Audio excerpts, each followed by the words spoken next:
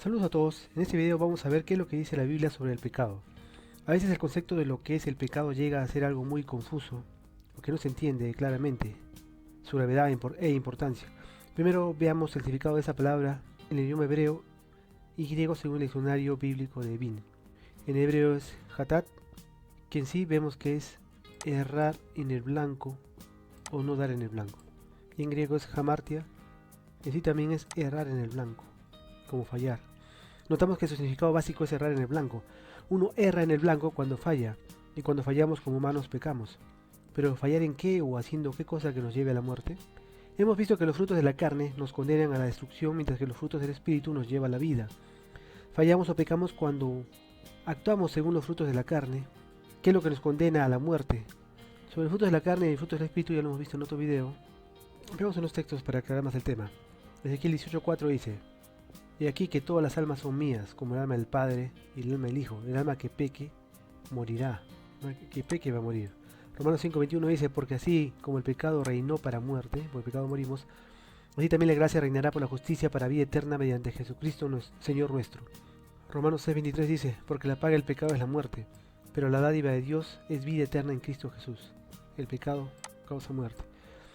1 Corintios 15:56 dice: Porque el aguijón de la muerte es el pecado, y el poder del pecado es la ley.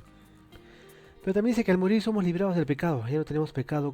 Con la muerte recibimos nuestro castigo por el pecado, la destrucción del ser humano. Romanos 6:7 dice, en la versión Reina Valera: Porque el que ha muerto ha sido justificado del pecado. En la versión Nácar Columna: En efecto, el que muere queda absuelto de su pecado. En la Biblia podemos notar la relación entre los frutos de la carne con el pecado.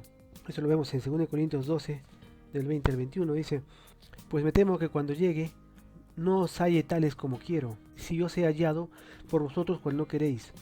Temo que haya entre vosotros contiendas, envidias, iras, divisiones, maledicencias, murmuraciones, soberbias, desórdenes.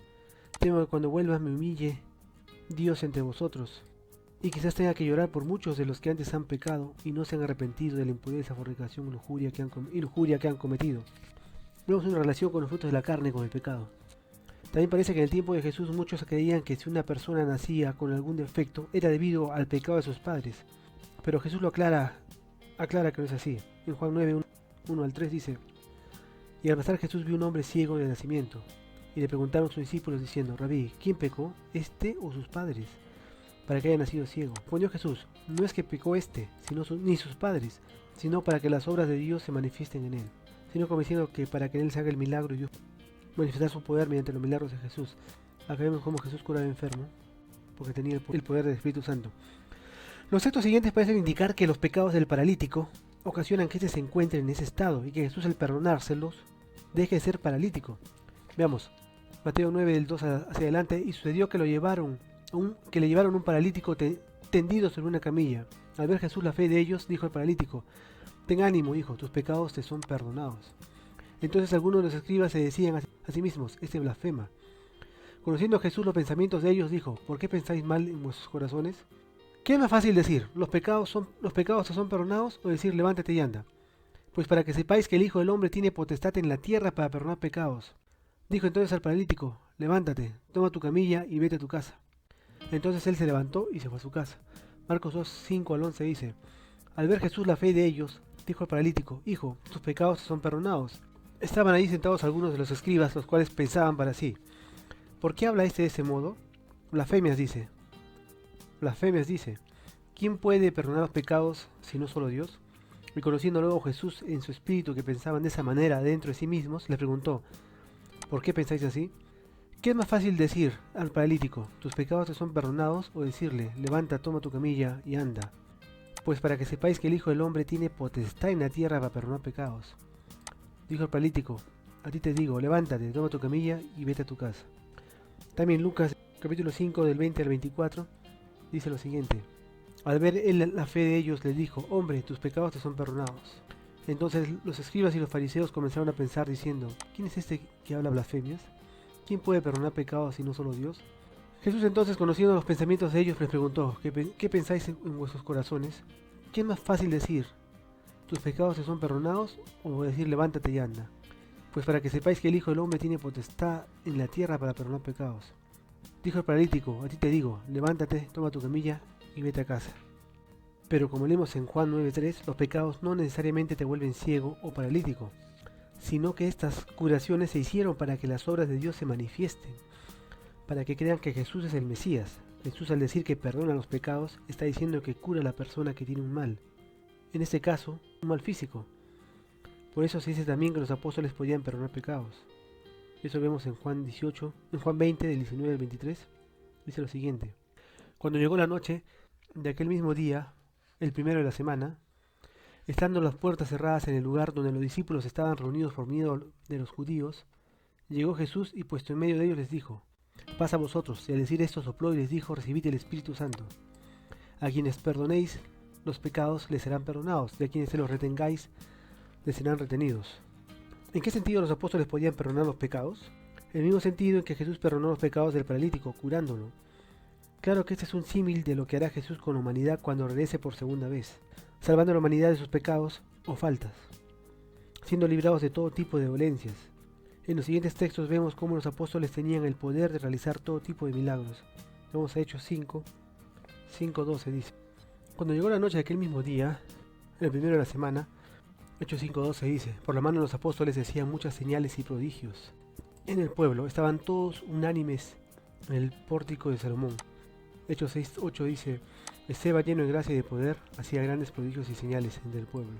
Hechos 14:3 dice: Sin embargo, detuvieron allí mucho tiempo, hablando con valentía, confiados en el Señor, el cual daba testimonio de la palabra de su gracia, concediendo que se hicieran por la mano de ellos señales y prodigios. Hechos 15:12 dice: Entonces toda la multitud cayó, y oyeron a Bernabé y a Pablo que contaban con grandes señales y maravillas habían hecho Dios por medio de ellos entre los gentiles. Hechos 19:11 dice: Y hacía Dios milagros extraordinarios por mano de Pablo. Romanos 15:19 dice: Con potencia, señales y prodigios en el poder del Espíritu Santo, de manera que desde Jerusalén y por los alrededores y hasta Ilírico, todo lo ha llenado del Evangelio de Cristo. Según Corintios 12:12, con todas las señales de apóstol han sido hechas entre vosotros en toda paciencia, señales, prodigios y milagros que realizaban ellos. Pero no solo se puede pecar con las acciones, sino también con las palabras y la mente. Por ejemplo, vemos Job 2:10 dice: Él le dijo: Como suele hablar cualquier mujer insensata, ¿así has hablado? Pues ¿qué? ¿Recibiremos de Dios el bien y el mal no lo recibiremos? En todo esto no pecó Job con sus labios, no pecó con sus palabras. Mateo 5:27-28. Oíste que fue dicho: no cometerás adulterio. Pero yo os digo que cualquiera que mira a una mujer para codiciarla, ya adulteró con ella en su corazón. Se puede pecar con la mente. Pablo también escribe sobre el pecado que es contra el cuerpo de uno mismo. Vamos a ver 1 Corintios 6:15-18. ¿No sabéis que vuestros cuerpos son miembros de Cristo? ¿Quitaré pues los miembros de Cristo y los haré miembros de una ramera? De ninguna manera. Pablo también escribe sobre el pecado que es contra el cuerpo de uno mismo. 1 Corintios 6:15. ¿No sabéis que vuestros cuerpos son miembros de Cristo? ¿Quitaré pues los miembros de Cristo y los haré miembros de una ramera? De ninguna manera. ¿O no sabéis que el que se une con una ramera es un cuerpo con ella? ¿Por qué? ¿No dice la Escritura: los dos serán una sola carne? 1 Corintios 6:17 dice: Pero el que se une al Señor, un espíritu es con él. Huid de la fornicación. Cualquier otro pecado que el hombre cometa está fuera del cuerpo, pero el que fornica contra su propio cuerpo peca. Vemos que la fornicación, o ir a un prostíbulo, estar con una ramera, es un pecado contra el cuerpo. Uno también puede hacerse partícipe de los pecados ajenos. En 2 Juan 1:9-11 dice: Cualquiera que se extravíe y no persevere en la doctrina de Cristo no tiene a Dios. El que persevere en la doctrina de Cristo, ese sí tiene al Padre y al Hijo. Si alguno viene a vosotros y no trae esa doctrina, no lo recibéis en casa ni le digáis bienvenido, porque el que le dice bienvenido participa en sus malas obras. Al parecer habla de no confraternizar mucho con gente de malas obras o con comportamiento anticristiano, para no ser partícipe de los pecados de ellos. 1 Timoteo 5:22 dice: No impongas con ligereza las manos a ninguno, ni participes en pecados ajenos, consérvate puro. Algunos piensan que cuando no había la ley de Moisés no había pecado, porque no había ley. Pero Pablo indica que con ley o sin ley el pecado y la muerte han existido. En Romanos 2:12-15 dice: Todos los que sin ley han pecado, en el sentido de que los que han pecado cuando no existía la ley mosaica, o sea, digamos por ignorancia, sin ley también han muerto. O sea, han muerto sin ley, igual has muerto. Sin ley mosaica, pero has muerto. Y todos los que bajo la ley han pecado, por la ley serán juzgados. Pero los que sí conocían la ley serán juzgados por la ley. Pues no son los oidores de la ley los justos ante Dios, sino los que obedecen la ley serán justificados. Con los gentiles que no tienen la ley para ser hacen por naturaleza lo que es de la ley, estos, aunque no tengan la ley, son ley para sí mismos. Es decir, que obedecen la ley sin darse cuenta, sin saber, todo porque hay una bondad en su corazón, usando la obra de la ley escrita en sus corazones, dando testimonio su conciencia y acusándolos o defendiéndolos sus razonamientos. Romanos 5, 12 al 14 dice: por tanto, como el pecado entró en el mundo por un hombre, y por el pecado la muerte, así la muerte pasó a todos los hombres, por cuanto todos pecaron. Antes la ley ya había pecado en el mundo, pero donde no hay ley, no se inculpa. Cuando no había la ley mosaica se refiere. No obstante, reinó la muerte desde Adán hasta Moisés. No había ley, pero igual estuvo la muerte. Aunque los que no pecaron a la manera de la transgresión de Adán, el cual es figura del que había de venir. Igual hubo muerte, hemos heredado esa mortalidad de nuestro padre Adán. Gracias a Adán y Eva, los humanos nacemos con esa tendencia a pecar. Nacemos con un cuerpo en desequilibrio físico y mental que nos inclina a pecar o fallar como humanos.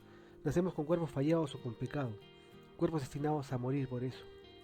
Romanos 5, 19 dice: así como por la desobediencia de un hombre muchos fueron constituidos pecadores, así también por la obediencia de uno muchos serán constituidos justos. Se refiere a Jesús. Romanos 3:23: por cuando todos pecaron y están destituidos de la gloria de Dios, porque somos pecadores, nacemos con un cuerpo pecador.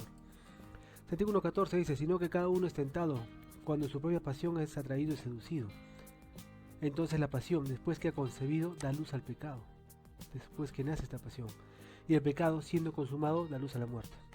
De la pasión viene el pecado y el pecado a la muerte. Nosotros ya nacemos con ese pecado, con un cuerpo, con esa tendencia a pecar, un cuerpo imperfecto, gracias a Adán. Salmo 51:5 dice: en maldad he sido formado y en pecado me concibió mi madre. En pecado, es porque ya nacemos pecadores, con un cuerpo pecador, o con un cuerpo destinado a la muerte. Segunda Crónicas 6:36: cuando pequen contra ti, pues no hay hombre que no peque, y te enojes contra ellos, y los entregues a sus enemigos, para que sus conquistadores lo lleven cautivos a otras tierras, lejos o cerca. No hay hombre que peque, no peque, dice. Por esa razón nuestro cuerpo imperfecto se inclina a realizar los frutos de la carne, lo cual hacen los pecadores. Fallamos o erramos cuando realizamos los frutos de la carne. Por esa razón nuestro cuerpo imperfecto se inclina a realizar los frutos de la carne, lo cual hacen los pecadores. Fallamos o erramos cuando realizamos los frutos de la carne, lo cual ya hemos visto en el video llamado El Plan de Salvación. Bien, veamos otros versículos más. Mateo 26:41 dice: velad y orad para que no entréis en tentación. El espíritu, la verdad, está dispuesto, pero la carne es débil, porque somos una carne imperfecta. Romanos 6:19 dice: hablo como humano, por vuestra humana debilidad. Así como por iniquidad presentasteis vuestros miembros para servir a la impureza y a la iniquidad, así ahora para la santificación presentad vuestros miembros para servir a la justicia. Romanos 7:18: y yo sé que en mí, esto es, en mi carne, no habita el bien. Un cuerpo que tiene tendencia a hacer lo malo, porque es un cuerpo imperfecto, un cuerpo para destrucción. Porque el querer el bien está en mí, pero el no el hacerlo. Romanos 7:19-20: no hago el bien que quiero, sino el mal que no quiero. Eso hago. Y si hago lo que no quiero, ya no lo hago yo, sino el pecado que está en mí. Somos pecadores, un cuerpo pecador, un cuerpo perfecto. Es el pecado que está en nosotros. Romanos 7:24: miserable de mí, ¿quién me librará de este cuerpo de muerte? Es un cuerpo imperfecto, pecador, destinado a la destrucción. Así digas: yo creo que no he pecado, pero tu cuerpo ya es un pecado en sí, por así decirlo, porque es un cuerpo imperfecto. Romanos 8:3: lo que era imposible para la ley, por cuanto era débil por la carne, Dios, enviando a su Hijo en semejanza de carne de pecado, o sea, como carne nuestra, carne humana, y a causa del pecado condenó al pecado en la carne. Pablo además escribió que hay dos tipos de pecado: pecado de muerte y de no muerte. En 1 Juan 5:16 leemos: si alguno ve a su hermano cometer pecado que no sea de muerte, pediré y Dios le dará vida.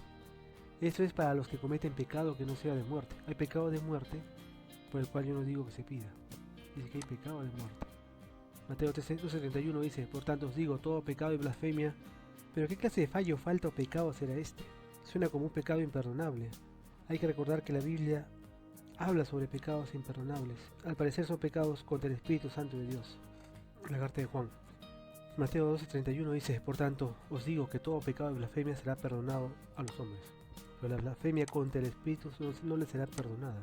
Es un pecado que no se perdona, como pecados que hay de muerte que tampoco se perdona. Mateo 12:32 dice: cualquiera que diga alguna palabra contra el Hijo del Hombre será perdonado, pero el que hable contra el Espíritu Santo no será perdonado, ni en este siglo ni en el venidero. Marcos 3:29 dice: pero el que blasfeme contra el Espíritu Santo no tiene jamás perdón, sino que es reos de juicio eterno. Lucas 12:10 dice, todo aquel que diga alguna palabra contra el Hijo del Hombre será perdonado, pero el que blasfeme contra el Espíritu Santo no será perdonado. Vemos que el Espíritu Santo es el medio que Dios usa para dar a conocer a Jesús a los hombres, una fuerza que da poder a los hombres para realizar también milagros.